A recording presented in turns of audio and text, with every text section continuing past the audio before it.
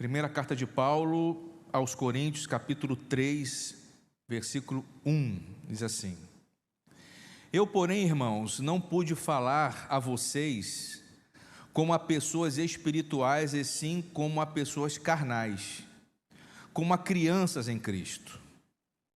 Eu lhes dei leite para beber, não pude alimentá-los com comida sólida, porque vocês ainda não podiam suportar. Nem ainda agora podem, porque vocês ainda são carnais. Porque se há ciúmes e brigas entre vocês, será que isso não mostra que são carnais e andam segundo os padrões humanos? Quando alguém diz, eu sou de Paulo, e outro diz, eu sou de Apolo, não é evidente que vocês andam segundo os padrões humanos? Quem é Apolo? E quem é Paulo? São servos por meio de quem vocês creram, e isto conforme o Senhor concedeu a cada um. Eu plantei, Apolo regou, mas o crescimento veio de Deus, de modo que nem o que planta é alguma coisa, nem o que rega, mas Deus que dá o crescimento. Ora, o que planta e o que rega são um, e cada um receberá sua recompensa de acordo com o seu próprio trabalho, porque nós somos cooperadores de Deus, e vocês são lavoura de Deus e edifício de Deus. Segundo a graça de Deus que me foi dada, lancei o fundamento como sábio construtor, e outro edifica sobre ele. Porém, cada um veja como edifica, porque ninguém pode lançar outro fundamento além do que foi posto, o qual é Jesus Cristo. E se o que alguém edifica sobre o fundamento é ouro, prata, pedras preciosas, madeira, feno ou palha, a obra de cada um se tornará manifesta, pois o dia a demonstrará. Porque será revelada pelo fogo, e o fogo provará qual é a obra de cada um. Se aquilo que alguém edificou sobre o fundamento permanecer, esse receberá recompensa. Se a obra de alguém se queimar, esse sofrerá dano. Porém, ele mesmo será salvo, mas como que através do fogo. Vocês não sabem quem são os santuários de Deus e que o Espírito de Deus habita em vocês? Se alguém destruir o santuário de Deus, Deus o destruirá, porque o santuário de Deus, que são vocês, é sagrado. Que ninguém engane a si mesmo. Se algum de vocês pensa que é sábio nesse mundo, faça-se de louco para se tornar sábio, porque a sabedoria desse mundo é loucura diante de Deus, pois está escrito, ele apanha os sábios na própria astúcia deles, e também o Senhor conhece os pensamentos dos sábios e sabe que são pensamentos vãos. Portanto, ninguém se glorie nos homens, porque tudo é de vocês, seja Paulo, seja Apolo, seja Cefas, seja o mundo, seja a vida, seja a morte, seja as coisas presentes, sejam as futuras, tudo é de vocês, e vocês são de Cristo, e Cristo é de Deus. Vamos orar mais uma vez. Obrigado, Senhor, pela leitura da Tua santa palavra, que o Senhor nos ajude a entendê-la e aplicá-la em nossa vida. Fale conosco, que a Sua voz venha ser única em nosso meio. Nos ajude a entender, perdoe as nossas limitações e glorifique Teu nome, no nome de Jesus. Amém. Podeis sentar, irmãos.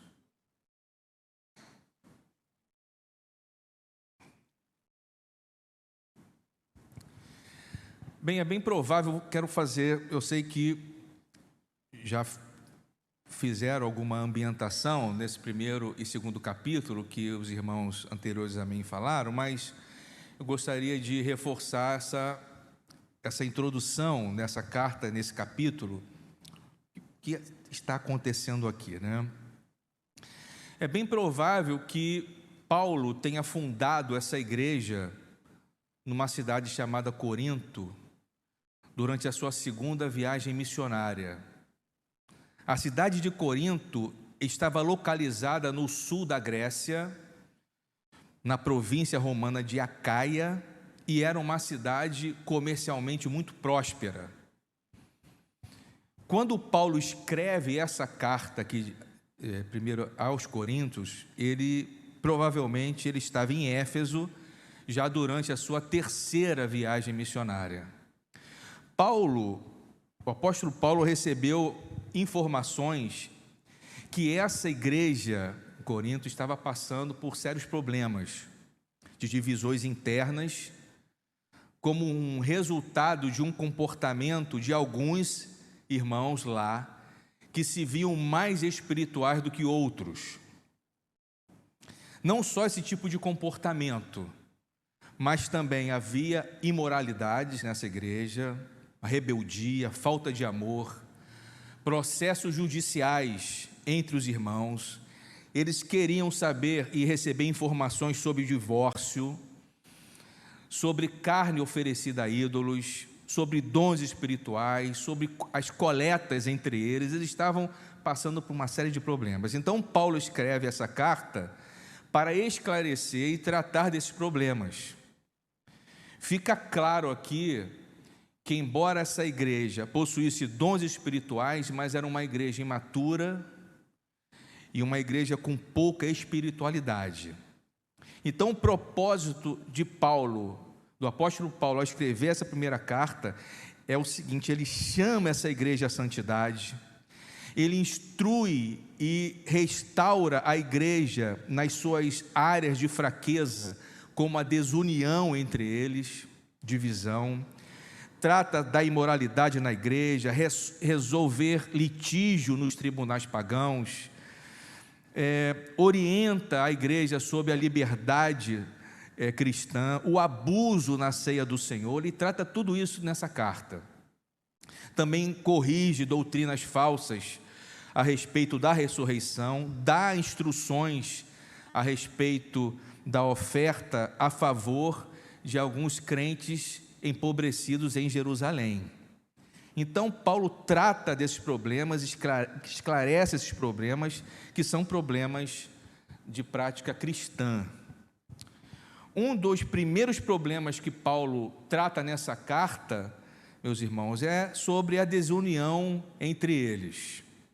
O pastor Yuri falou isso no primeiro capítulo aos Coríntios. Os coríntios, eles eram gregos, e segundo a sua cultura, eles reverenciavam grandes líderes e filósofos daquela época. E quando eles se converteram ao Evangelho de Jesus, eles transferiram para seus pastores, para seus mestres, para seus líderes, essa mesma atitude de reverência que tinham pelos líderes do mundo. Então, Paulo considera isso uma infantilidade, e ele já começa a tratar disso a partir do capítulo 1, e que segue até o capítulo 3, que nós lemos aqui. No capítulo 1, de 1 a 13, a gente já observa isso. Ele diz: irmãos, capítulo 1, do 10 ao 13, irmãos, pelo nome do nosso Senhor Jesus Cristo, peço-lhes que todos estejam de acordo naquilo que falam, e que não haja divisões entre vocês. Pelo contrário, que vocês sejam unidos no mesmo modo de pensar e no mesmo propósito. Pois, meus irmãos, fui informado a respeito de vocês por alguns membros da casa de Cloe, de que há brigas entre vocês. Refiro-me ao fato de cada um de vocês dizer: eu sou de Paulo, eu sou de Apolo, eu sou de Cefas, eu sou de Cristo. Será que Cristo está dividido? Será que Paulo foi crucificado por vocês? Ou será que vocês foram batizados em nome de Paulo? Então, aqui, logo no início da carta, dá para perceber que ele recebe informações dessa comunidade cristã, que eles estão lá passando por alguns problemas de divisões. Então, vamos lá ao texto que nós lemos aqui no capítulo 3. Do versículo 1 até o versículo 4 do capítulo 3, Paulo fala que eles são crentes imaturos, por vários motivos. Eles estavam, meus irmãos, preferindo leite no lugar da carne. O que isso significa? A gente vai entender.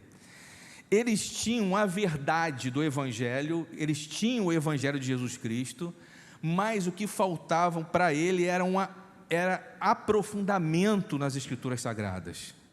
Os coríntios não estavam demonstrando um amadurecimento na palavra que eles tinham. Eles estavam no mesmo nível da classe infantil. E é por isso que Paulo fala aqui no versículo 1 que eles são crianças.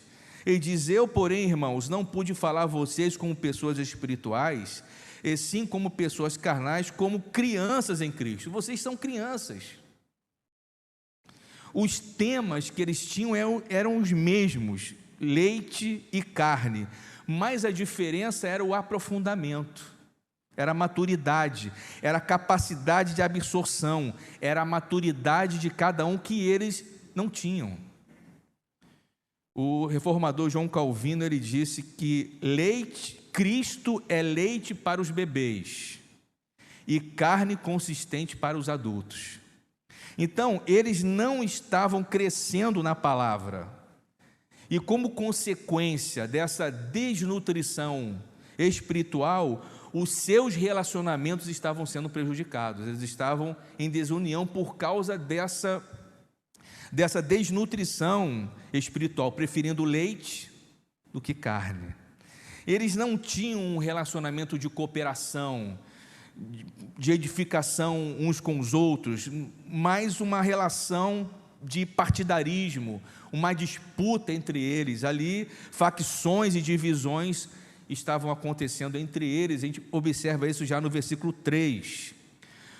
Paulo disse: porque se há ciúmes e brigas entre vocês, será que isso não mostra que são carnais e andam segundo os padrões humanos? Ele diz que eles estavam divididos, com brigas, ciúmes. Uma observação aqui importante, nesse versículo 1 e no versículo 3, que o apóstolo Paulo, ele usa duas palavras diferentes que são traduzidas como carnais. O carnais do versículo 1 é diferente do carnais do versículo 3. O carnais do versículo 1 significa feitos de, ou seja, carnais, feitos de humanos, crianças, bebês. Vocês são crianças, vocês são carnais, o seu comportamento é um comportamento infantil, aqui não há censura. Mas o carnais do versículo 3, porque se há ciúmes e brigas entre vocês, será que isso não mostra que são carnais e andam segundo os padrões humanos? Aqui carnais significa segundo, ou caracterizado por, ou seja, eles estão andando segundo a vontade da carne. Eles estão fazendo a vontade da carne, e aqui há censura. Eles são carnais porque estão criando partidos. Eles estavam seguindo a filosofia do mundo. Eu gosto do filósofo tal, eu admiro o pensador tal. Eles levaram esse mesmo pensamento para dentro da igreja, dizendo: eu sou de Paulo. O outro: não, eu sou de Apolo. Não, eu sou de Pedro. Como diz aí no versículo 4 agora. Quando alguém diz eu sou de Apolo, de Paulo, e outro diz eu sou de Apolo, não é evidente que vocês andam segundo os padrões humanos, aquela mesma reverência que eles tinham antes de encontrar Cristo, na admiração com filósofos e pensadores daquela cultura, eles estavam levando essa mesma reverência para dentro da igreja. Por isso que Paulo diz: alguém diz eu sou de Paulo, eu sou de Apolo, é evidente que vocês andam segundo os padrões humanos.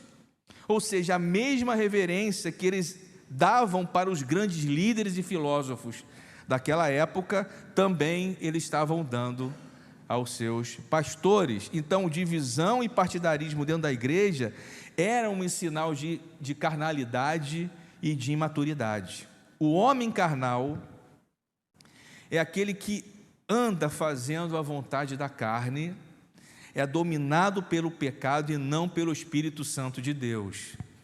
O apóstolo Paulo, na sua carta aos Romanos, no capítulo 8, no versículo 13, ele diz assim: porque se vocês vivem segundo a carne, caminharão para a morte, mas se pelo Espírito mortificarem os feitos do corpo, certamente viverão.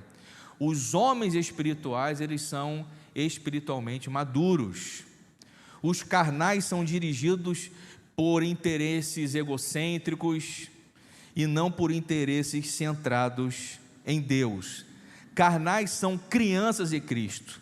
Eles tinham Jesus, eles tinham o Evangelho, mas eles eram crianças, infantis, porque não tinham um aprofundamento e uma maturidade, e carnais também, porque eles estavam fazendo a vontade da carne. Paulo agora então começa a dizer quem são realmente os líderes dessa igreja e como eles deveriam ser vistos e reconhecidos.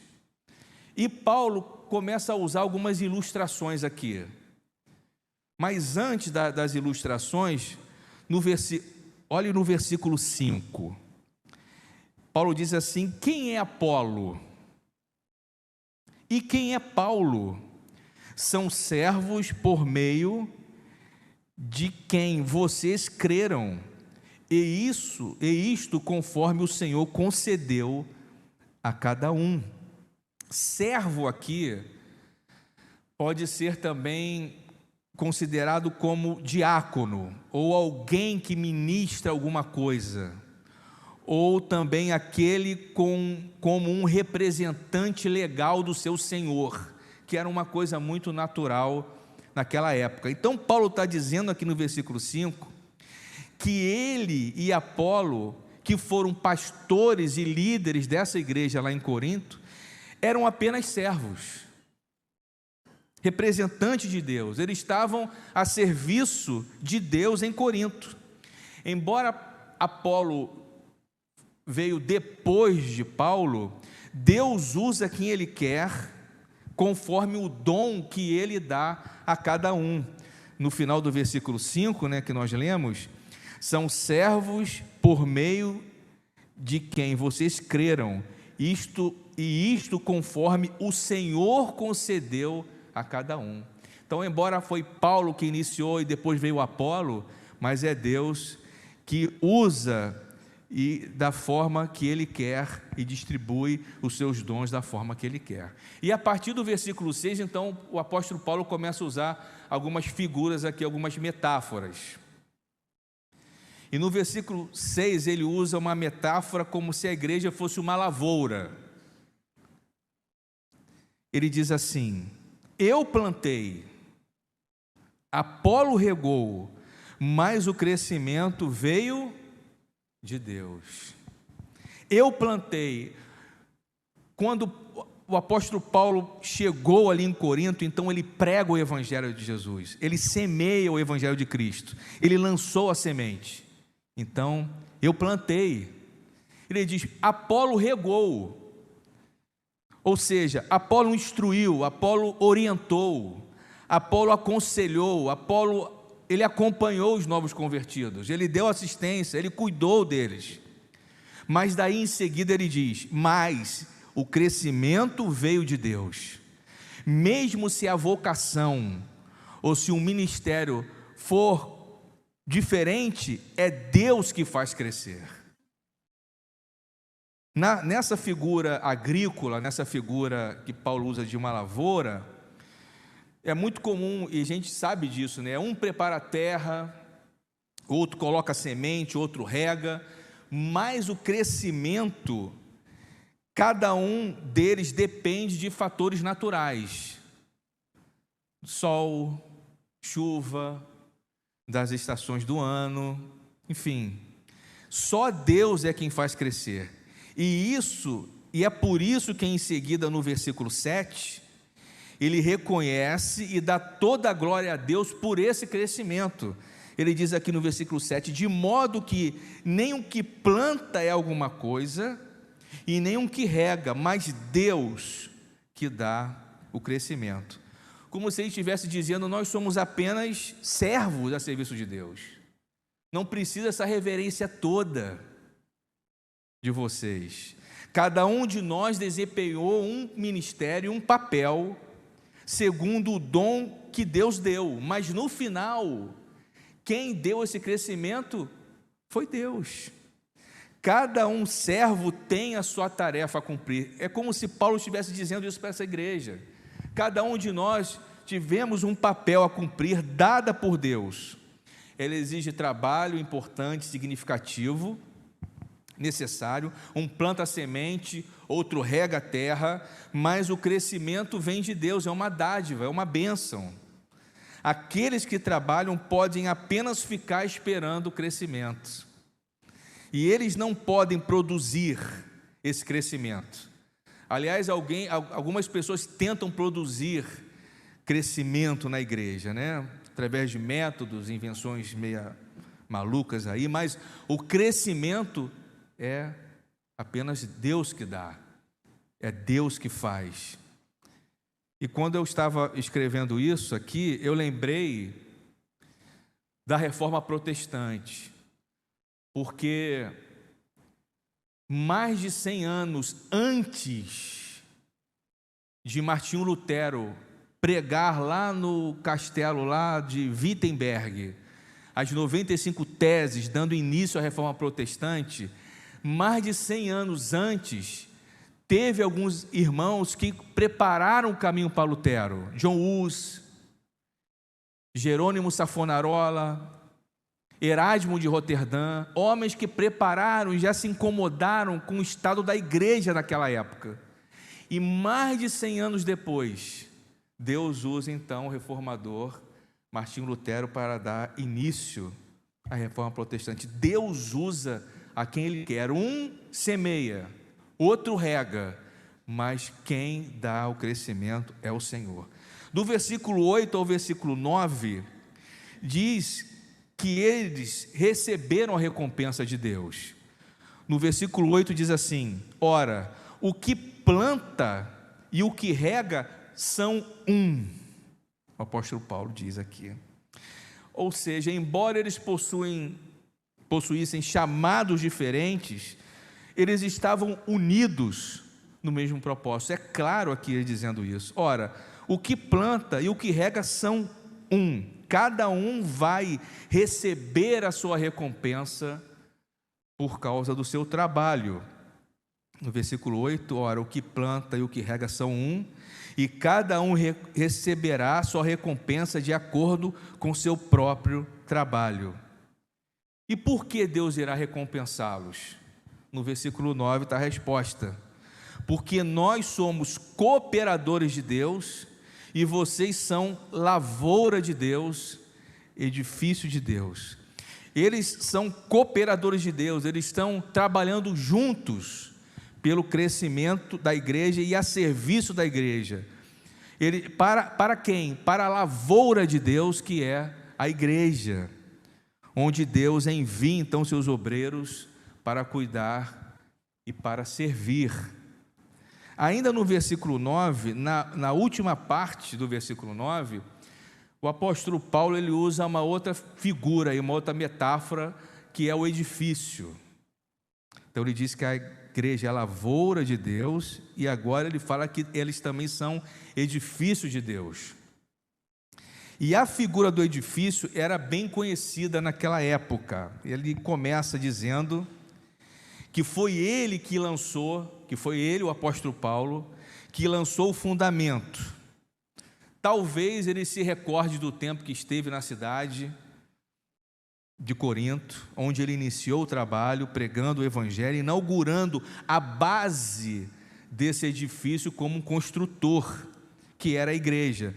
No versículo 10 ele fala sobre isso. Segundo a graça de Deus que me foi dada, lancei o fundamento como sábio construtor, e outro edifica sobre ele. Ele diz que esse fundamento que ele lançou foi por causa da graça de Deus que foi dada a ele. Literalmente, ele foi usado por Deus segundo o dom que Deus deu para ele, o seu apostolado.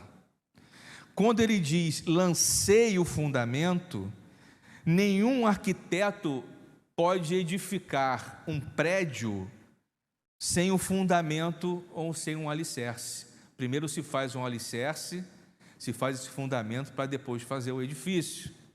E esse fundamento que ele está dizendo aqui é Cristo, que ele pregou ali entre eles, ali em Corinto. Só Jesus Cristo é o fundamento adequado para a igreja, mas ninguém. O apóstolo Paulo, no capítulo 15 de Romanos, no versículo 18, ele disse assim: porque não ousei falar sobre coisa alguma, a não ser sobre aquelas que Cristo fez por meio de mim, para conduzir os gentios à obediência, por palavras e por obras, por força, sinais e prodígios, pelo poder do Espírito de Deus. Assim, desde Jerusalém e arredores até Ilírico, tenho divulgado o Evangelho de Cristo, esforçando-me deste modo por pregar o Evangelho, não onde Cristo já foi anunciado, para não edificar sobre alicerce alheio. E ainda no versículo 10, aqui de 1 Coríntios 3, na última parte, ele diz: segundo a graça que me foi dada, quer dizer, Deus o capacitou, lancei o fundamento que é Cristo, como sabe o construtor, e outro edifica sobre ele. Paulo está dizendo aqui que após ele ter lançado o fundamento que é Cristo e anunciado Cristo entre eles, outros vieram depois dele e trabalharam em cima desse fundamento, pastores, mestres, que construíram esse edifício sobre a base que Paulo lançou. Então Paulo foi àquela cidade, lançou o fundamento, pregou a Cristo, lançou esse fundamento, agora outros vieram e edificaram, fizeram um edifício sobre esse fundamento. Porém ele disse, cada um veja como edifica, aí aqui no versículo 10, né? Segundo a graça que me foi dada, lancei o fundamento como sábio construtor, outro edifica sobre ele, porém cada um veja como edifica sobre ele, ou seja, cuidado com a edificação sobre esse fundamento, cuidado que vocês vão construir sobre o fundamento de Cristo que eu lancei, cuidado. Por que ele diz isso? A resposta no versículo 11, porque ninguém pode lançar outro fundamento além do que foi posto, o qual é Jesus Cristo. Não coloquem, como se ele estivesse dizendo, não coloquem a mim ou a Apolo o fundamento da igreja, mas Cristo. Não lance outro fundamento, que é Jesus Cristo. Cristo é o fundamento e ele já foi lançado pelos apóstolos. Não precisamos mais de outro fundamento, meus irmãos, e nem de outros apóstolos, nem dos mais modernos, mas de ninguém. O fundamento já foi lançado, Jesus Cristo.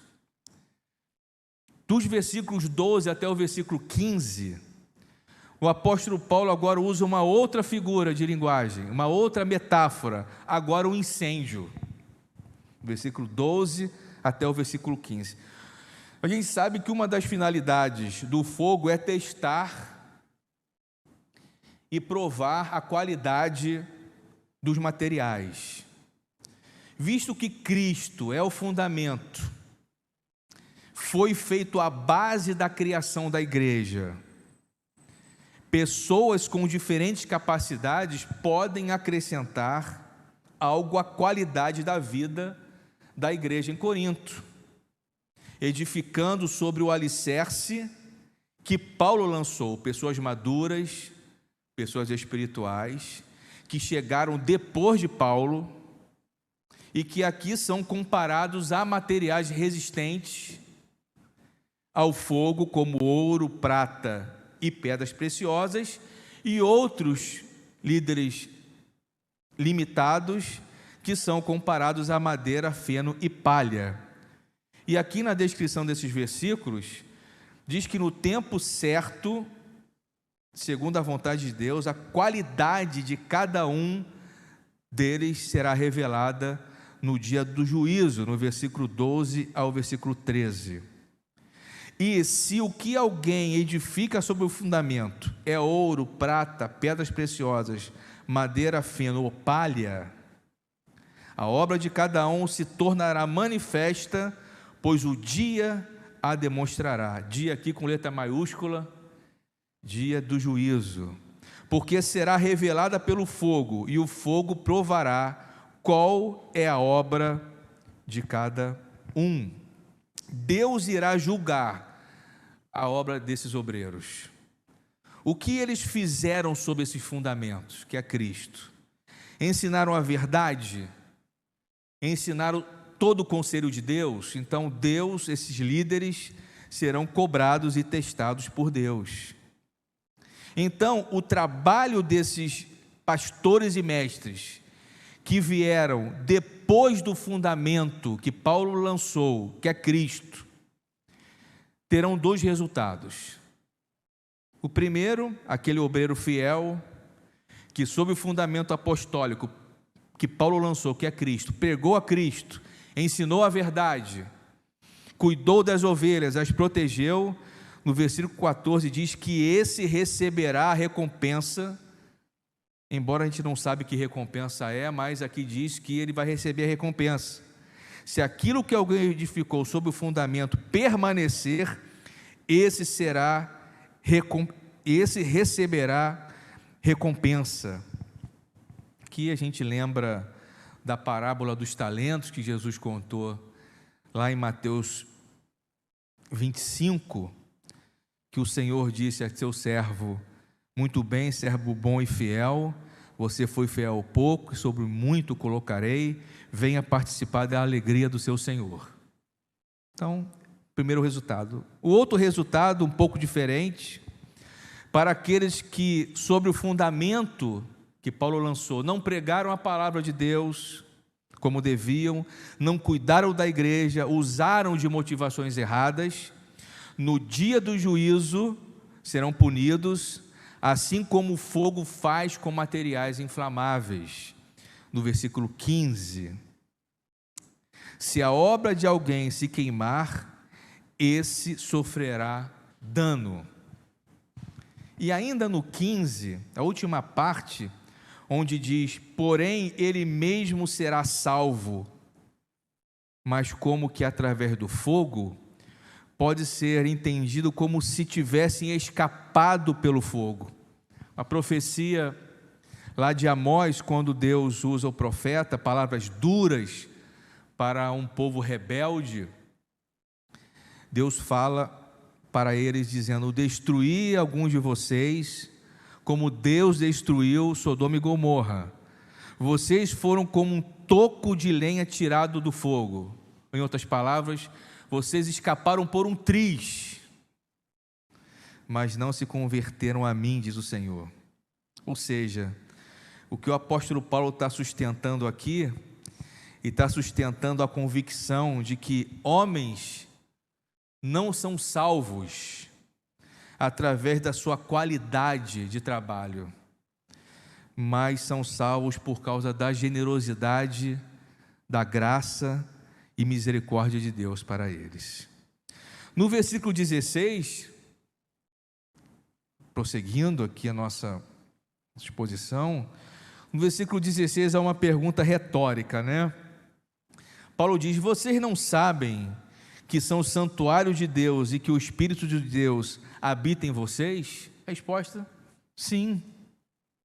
Então, olhando para todo o contexto aqui do capítulo 3, o santuário de Deus que Paulo está se referindo aqui é a igreja, é aquela igreja lá de Corinto, é o corpo de Cristo, é a comunidade cristã. O Espírito de Deus habita em vocês, é no versículo 16, ele fala sobre isso. Vocês não sabem que são santuários de Deus e que o Espírito de Deus habita em vocês? Aqui no 17, no versículo 17, são todos aqueles que criam divisões ensinam heresias. Se alguém destruir o santuário de Deus, Deus o destruirá, porque o santuário de Deus, que são vocês, a igreja de Corinto, é sagrada. Deus destruirá quem faz isso. A razão por isso é por causa do cuidado de Deus pela igreja. Paulo, então, meus irmãos, conclui o seu argumento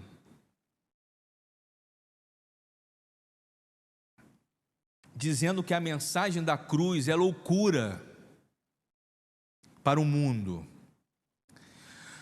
Uma pessoa precisa se fazer louca, isto é, precisa aceitar pela fé o Cristo crucificado, com o fim de se tornar sábia. Essa fé é uma reação da obra de Deus na vida dessa pessoa através de Cristo. E nenhum homem pode gloriar-se de ter chegado a essa sabedoria por seus próprios méritos.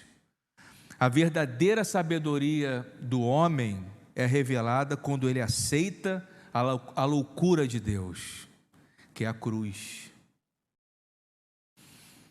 A sabedoria do mundo, meus irmãos, é loucura para Deus, porque é um esforço que o homem natural faz para salvar-se, em vez de ser salvo por Deus. Isso para Deus é loucura. Como um homem sem Deus pode se salvar? Só Deus pode salvar o homem. E os homens não podem alterar a sua situação, só Deus que pode. E no versículo 18 e 19, Paulo diz que ninguém engane a si mesmo. Se algum de vocês pensa que é sábio nesse mundo, faça-se louco para se tornar sábio. Porque a sabedoria desse mundo é loucura diante de Deus. Pois está escrito, aí Paulo cita Jó, capítulo 5, versículo 13, e depois ele cita Salmo 94, versículo 11. Pois está escrito, ele apanha os sábios na própria astúcia deles, e também o Senhor conhece os pensamentos dos sábios e sabe que são pensamentos vãos. Paulo então aplica tudo o que ele falou até aqui no versículo 21. Ele diz: portanto, ninguém se glorie nos homens. Tudo que ele falou ali, sobre aquela divisão que nós falamos, que um considerava Paulo, outro Apolo, outro Cefas, e ele faz toda essa metáfora dizendo que a igreja é como uma lavoura, como um edifício, que os obreiros que serão testados por Deus, e aqueles que fazem uma boa obra passarão por esse teste como um ouro, como prata, como pedras preciosas, e aquele que não faz um bom trabalho será como madeira, como feno, como palha. E ele desenvolve todo esse pensamento e ele resume aqui no versículo 21, portanto, ninguém se glorie nos homens. Não, como se ele estivesse dizendo, não reverencie a mim, ou Apolo, a Cefas, como vocês reverenciavam os filósofos e os pensadores de vocês antes de terem um encontro com o Evangelho. Não se glorie nos homens, nós somos servos, estamos aqui a serviço de Deus por vocês, pela igreja, que é uma lavoura, que é um edifício. Ele diz, porque tudo é de vocês. Seja Paulo, seja Apolo, seja Cefas, seja o mundo, seja a vida, seja a morte, seja as coisas presentes, sejam as futuras, tudo é de vocês. Tudo é de vocês. Paulo, Apolo, Pedro, outros que vieram depois, como eu falei, John Hus, Lutero, Calvino, John Wesley, Spurgeon, Pastor Gilson, tudo é de vocês. Deus colocou esses homens para quê? Para servir, para guiar, para ensinar, para cuidar, para ajudar. E através desses homens eu posso aprender e chegar a um conhecimento de Deus. Não reverenciá-los, mas entender que Deus usa quem Ele quer para a igreja, meus irmãos, para servir a igreja. Deus fez tudo isso e nos deu tudo isso para a igreja caminhar unida. Lembra? Eles estavam em desunião. Não, eu sou do fulano de tal, eu prefiro Apolo. Não, eu prefiro Paulo, eu prefiro Cefas. Não, nós somos instrumento de Deus apenas. Então Deus uniu, usa quem Ele quer em ministérios diferentes, da forma diferente, para a igreja caminhar unida para a glória de Deus. E no versículo 23, ele conclui: vocês são de Cristo e Cristo é de Deus. Que a igreja em Corinto e em todas as outras partes se levantem em adoração e louvor diante do altar de Deus. E o que podemos aprender com isso tudo aqui? Primeiro, devemos lutar contra qualquer tipo de divisão em nosso meio. Pastor Yuri, no capítulo 1, ele falou, eu não lembro agora o número, mas ele disse que existe mais de quase 1.500 denominações no nosso país. Não foi isso? Alguns de vocês lembram? Denominações, não são igrejas. E que todas elas sofreram divisões. E Paulo aqui, há, 1.000 anos, uma mensagem de 1.000 anos atrás, de tão atual. Então devemos lutar contra qualquer tipo de divisão no nosso meio. Como? Deixando de ser criança, deixando de ser infantil, deixando o leite de lado e se alimentando de carne, amadurecendo, crescendo, tornando adultos, maduros, nos aprofundando na palavra de Deus. Segunda aplicação: Deus dá dons e usa quem Ele quer, mas o crescimento vem de Deus e não de nós, ou pelo nosso esforço, ou pelo nosso mérito. É Ele que faz crescer. Então, se você tem dificuldade, Senhor, me ajuda a amadurecer, me ajuda a crescer. Senhor, me ajuda. 3, tem a visão clara de que somos um corpo com funções diferentes. Não há graus de importância para as funções. Todas são úteis na igreja. Todas as funções são úteis. Um semeia, outro rega, outro cuida. Todas elas são úteis. 4, é Deus que nos dá de sua graça para caminharmos. Paulo foi bem claro dizendo aqui, olha, nós fomos unidos num só propósito. É Deus que dá o crescimento, mas Ele nos capacitou para isso. Então, é Deus que nos dá da sua graça para caminharmos. E 5º e último, que a mensagem que anunciamos seja Cristo somente, para que na hora de sermos provados, que um dia seremos, possamos ser aprovados por Ele também. Amém, meus irmãos? Glórias ao Senhor.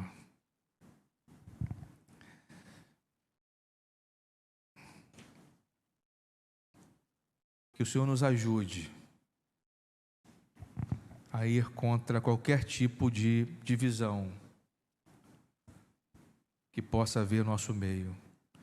Isso não significa que todos nós somos iguais, não. Lógico que somos diferentes. Mas quando nos aprofundamos em Deus, quando nós crescemos, nos amadurecemos, nós conseguimos até rir da diferença entre nós. Esse meu irmão, né? Já aconteceu isso com você? Você olhar às vezes alguém tomando uma atitude, rapaz, Senhor, ajude ele ali, me dê graça, porque nós somos um corpo, somos membros diferentes nesse corpo e temos funções diferentes, nós precisamos estar juntos, meus irmãos. E para isso não adianta eu querer achar que você tem que pensar e ser do meu jeito, porque vimos aqui que Deus usa cada um como Ele quer. Mas quando a gente amadurece, cresce, e quando a gente se aprofunda na palavra de Deus, a gente entende essa diferença. Imagine a escolha de Jesus Cristo pelos seus discípulos. Um foi publicano, coletor de impostos, inimigo. Mateus, ele era considerado como um pecador juntamente com as prostitutas, o publicano naquela época, porque o judeu via nele aquela figura que roubava grana do judeu, dava uma parte para Roma e embolsava o restante. Era assim. E os judeus viam o publicano como essa figura aí, um traidor. E Jesus escolhe Mateus, gente. Mateus, vem e me segue. Mateus abandona a sua coletoria e segue Jesus. Pedro, um pescador, sanguinaço, descontrolado. Não, Senhor, nunca vou te negar. Pedro, você vai me negar sim. Ao mesmo tempo que Pedro fala para Jesus, não, tu és o Cristo, Filho de Deus, um pouco tempo mais à frente, não, Senhor, tu não pode morrer, Jesus, para trás de mim, Satanás.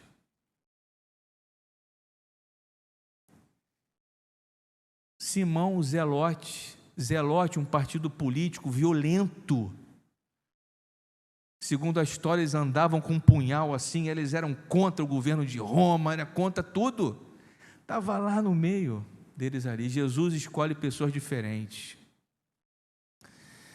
E assim, nós somos diferentes. Que Deus nos ajude a caminharmos mesmo nas nossas diferenças, mas juntos, maduros e com profundidade na palavra de Deus. Amém? Vamos orar. Ô Senhor, nós precisamos da Tua ajuda para caminharmos juntos. Nos perdoe, porque às vezes as nossas diferenças nos incomodam. E esse incômodo às vezes passa e ultrapassa do normal e pecamos. Que o Senhor tenha misericórdia de nós. Que o Senhor nos ajude a deixar de ser crianças, mas que o Senhor nos torne adultos, maduros, com profundidade da Tua palavra. Nos ajude nessa caminhada. Nos ajude a ver a diferença, mesmo diante da diferença, a conviver nesse mesmo corpo, dentro da Tua comunidade, em amor, em união, para o crescimento da tua igreja, para testemunho para os de fora e para que Teu nome seja glorificado. Muito obrigado, Senhor, por a Tua palavra santa, infalível, que nos orienta e nos mostra como nós devemos nos comportar. Muito obrigado. No nome de Jesus. Amém.